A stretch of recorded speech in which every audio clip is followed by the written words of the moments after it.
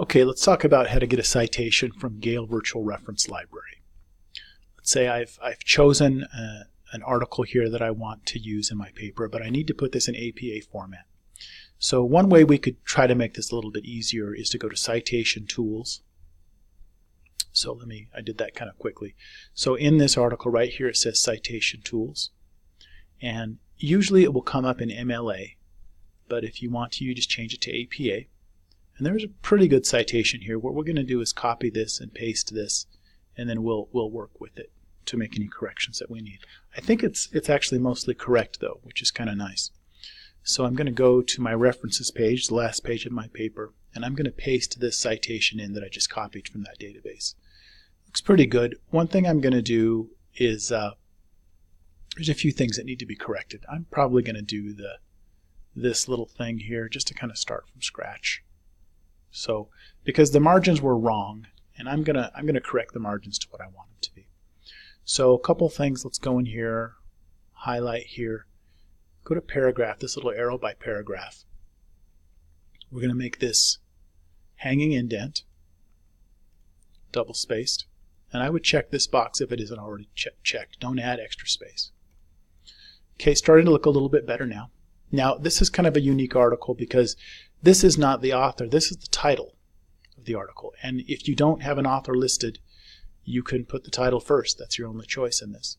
Then in this is the editor of the book that this was included in. And that's correct. In the editor's name, you got the year, the editor. Then we have the title of the book that it came from in italics. Now you notice one problem here, they have all of the words capitalized. And in APA we don't do that. We only capitalize the first word. For the subtitle, we start the capitalization over, and then if there's any proper nouns or anything like that, we would capitalize those. But we're going to leave that capitalized. I'm going to highlight the T there, hold down my Control key, highlight the T here, highlight the S, and then I'm going to hit Shift on my keyboard and F3. If you can't do that, or you have a computer that won't do that, you could just delete them all and replace them. But that's a quick way to change the capitalization.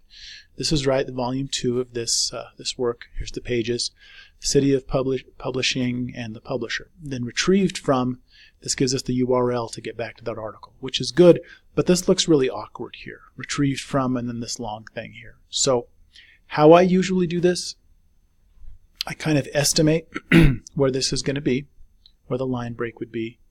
Looks like we have quite a bit of space here. Maybe I could fit that much on here. So I put my cursor down there, and it's just kind of an estimate, and then I hit my space bar. Okay, and that was pretty good. I probably could get a little bit more though, because there's still this up here. I could probably fit a few more characters. So I'm going to go here,